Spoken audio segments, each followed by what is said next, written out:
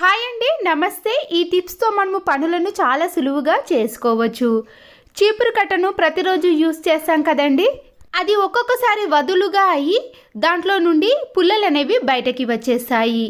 మనం కొన్న చీపురు కట్ట అనేది ఒక 6 to 8 months వరకు రావాలంటే, దాంట్లో నుండి పుల్లలు అనేవి బయటికి రాకుండా ఉండాలంటే ఇలా ప్లాస్టర్తో గట్టిగా వేసామనుకోండి, దాంట్లో నుండి పుల్లలు అనేవి బయటికి రాకుండా మనము ఎక్కువ రోజులు ఈ చీపురు కట్టను యూస్ చేసుకోవడానికి వీలు ఉంటుంది.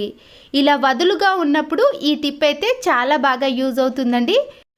మన ఇంట్లో మంచి సువాసన వచ్చే ఫ్లేవర్స్ ఉంటాయి కదండి, నేను ఇక్కడ రోజ్ ఫ్లేవర్ని ఇలా ఒక బౌల్లోకి వేసుకుంటున్నాను. కాటన్ కానీ లేదా ఇయర్ బడ్స్ ఉంటాయి కదండి, దాంతో మనము ఇలా ఆ ఫ్లేవర్ని అంతా కూడా అగరబత్తీలకు పూర్తిగా అప్లై చేయాలి.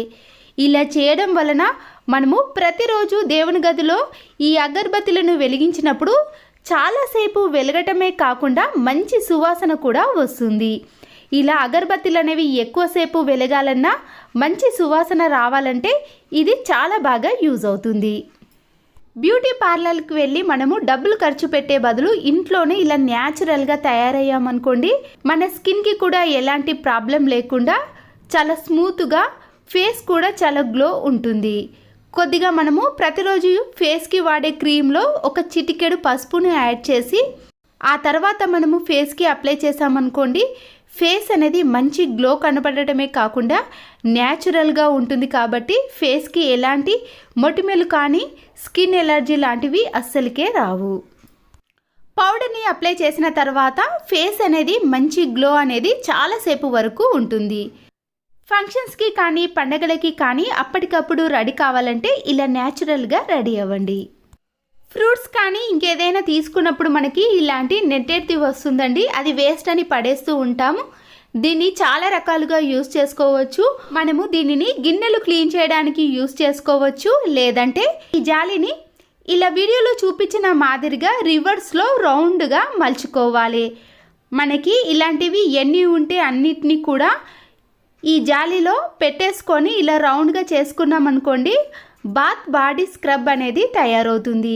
వీటిని మనము బయట కొనాలన్నా కూడా ఖర్చు చేయాల్సి వస్తుంది కదండి, అలాంటిది ఏమీ లేకుండా పైసా ఖర్చు పెట్టకుండా మనము ఇంట్లోనే ఇలా తయారు చేసుకోవచ్చు. ఒక బౌల్లో మనము కొన్ని వాటర్ని తీసుకొని బేకింగ్ సోడా ఉంటుంది కదండి, దాన్ని కొద్దిగా వేసుకోండి.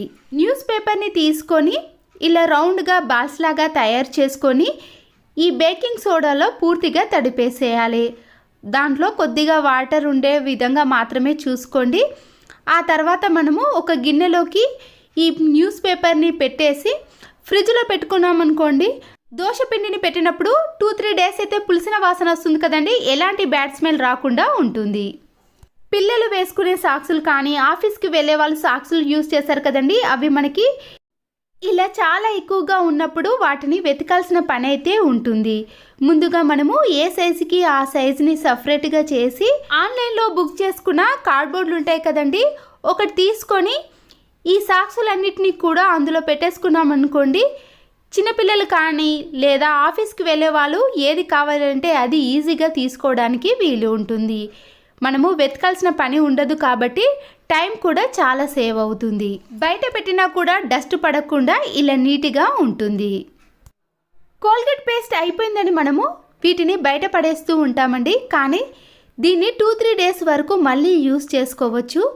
ఈ కోల్గేట్ పేస్ట్ని ఇలా పట్టుకొని మనము ఒక 4-5 times బాగా షేక్ చేసామనుకోండి, అడుగు భాగాన ఉన్న పేస్ట్ అనేది ఇలా పై భాగానికి వచ్చేస్తుంది. ఆ తర్వాత మనం దీనిని ఒక 3-4 days వరకు యూస్ చేసుకోవడానికి కూడా వీలవుతుంది. జిన్ ప్యాంట్స్ని మనము ఈజీ ప్రాసెస్లో మడత పెట్టాలన్నా, తక్కువ స్పేస్ తీసుకోవాలంటే ఈ విధంగా మడత పెట్టుకోండి. అంతేకాకుండా మనము ఈ జిన్ ప్యాంట్లను ఎక్కడికైనా లగేజ్గా తీసుకెళ్లేటప్పుడు కూడా ఇలా మడత పెట్టుకున్నామనుకోండి, ఆ బ్యాగ్లో చాలా వరకు మనకి స్పేస్ ఉంటుంది కాబట్టి ఎన్నైనా బట్టలను పెట్టుకోవచ్చు. స్పాంజ్ స్క్రబ్బర్ ఉంటుంది కదండి, దాన్ని ఇలా నైఫ్తో ఘాట్లు పెట్టినాక విండోస్ ఉంటాయి కదండి, విండోస్ని క్లీన్ చేయడానికి ఇది చాలా బాగా యూజ్ అవుతుంది. ఇలా ముందుగా కట్ చేసుకోవడం వల్ల దాంట్లోకి ఈజీగా వెళ్ళిపోయి డస్ట్ అనేది పూర్తిగా బయటకి వచ్చేస్తుంది. డ్రెస్లు కొన్నప్పుడు కానీ శారీస్ కొన్నప్పుడు ఇలాంటి స్పాంజ్ క్లాత్లు వస్తాయండి. వాటిని మనము ఇలా 2 పీసులుగా కట్ చేసి ఈ హ్యాండిల్కి ఇలా రౌండ్గా కవర్ చేస్తూ ఒక రబ్బర్ బ్యాండ్ను వేసుకోవాలి. ఈ రబ్బర్ బ్యాండ్ను లూజ్ కాకుండా ఇలా గట్టిగా వేసుకుంటే అది కిందికి జారకుండా ఉంటుంది. వీటిని మనము చాలా రకాలుగా యూస్ చేసుకోవచ్చండి. అయితే ముందుగా ఇలా విండోస్ని క్లీన్ చేయడానికి చాలా బాగా యూజ్ అవుతాయి. 30 సెకండ్స్ లోపే మనము ఈ విండో మొత్తాన్ని క్లీన్ చేసుకోవచ్చు. ఫ్యాన్స్ కూడా బాగా డస్ట్ అనేది ఉన్నప్పుడు మనము ఈ హ్యాండిల్తో ఇలా స్పాంజ్ క్లాత్తో క్లీన్ చేసుకున్నామనుకోండి, డస్ట్ అనేది బయటకి రాకుండా ఆ స్పాంజ్ క్లాత్కే పూర్తిగా అతుక్కుపోయి ఉంటుంది. మనము వేరే దాంతో క్లీన్ చేసామనుకోండి, డస్ట్ అనేది బయటకి వచ్చి డస్ట్ ఎలర్జీ లాంటివి వస్తాయి. కానీ ఇలా స్పాంజ్ క్లాత్తో క్లీన్ చేసి చూడండి, డస్ట్ అనేది అస్సలకే బయటకి రాదు. ఒకవేళ మీ దగ్గర అలాంటి స్పాంజ్ క్లాత్ లేనప్పుడు ఇలాంటి స్పాంజ్ స్క్రబ్బర్ ఉంటుంది కదండి, దాన్ని ఇలా రౌండ్గా మలిచేసి 2 స్క్రబ్బర్లను కూడా ఇలా 2 హ్యాండిల్కి పెట్టేసుకున్నాం అనుకోండి, దీంతో కూడా చాలా బాగా క్లీన్ చేసుకోవచ్చు. ఇలా క్లీన్ చేసిన వాటిని మనము వాటర్తో క్లీన్ చేసుకున్నాం అనుకోండి, మళ్ళీ ఎప్పటిలాగా ఫ్రెష్గా ఉంటాయి.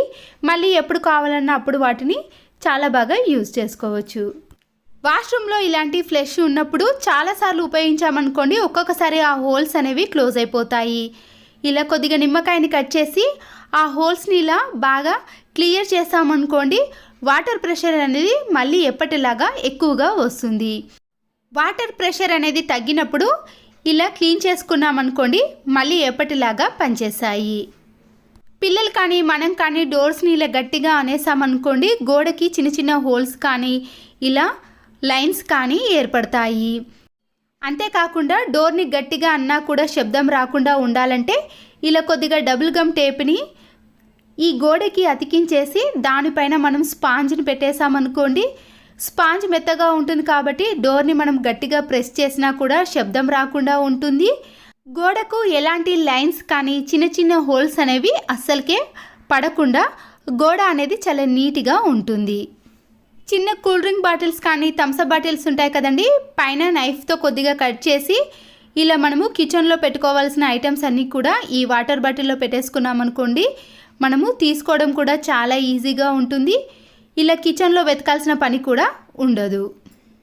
ఇంట్లో ఏవైనా వుడెన్ స్టిక్స్ ఉన్నప్పుడు ఏవైనా బ్యాడ్ స్మెల్ వచ్చినప్పుడు వాటిని వెనిగర్తో క్లీన్ చేసిన తర్వాత ఇలా కొద్దిగా ఆయిల్ని అప్లై చేసామనుకోండి, ఎలాంటి బ్యాడ్ స్మెల్ రాకుండా ఈ వుడెన్ స్టిక్స్ అనేవి మళ్ళీ కొత్త దానిలా ఉంటాయి.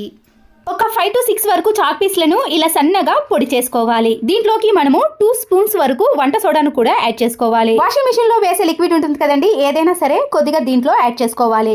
బాల్స్ ని ప్రిపేర్ చేసుకోవాలి. బకెట్ లో కొన్ని వాటర్ ని వేసుకున్న తర్వాత ఈ ఒక్క బాల్ ని ఈ వాటర్ లో కలిపేసేయండి. వాష్రూమ్ చూసారు కదండి, జిడ్డుగా తయారైంది కదా.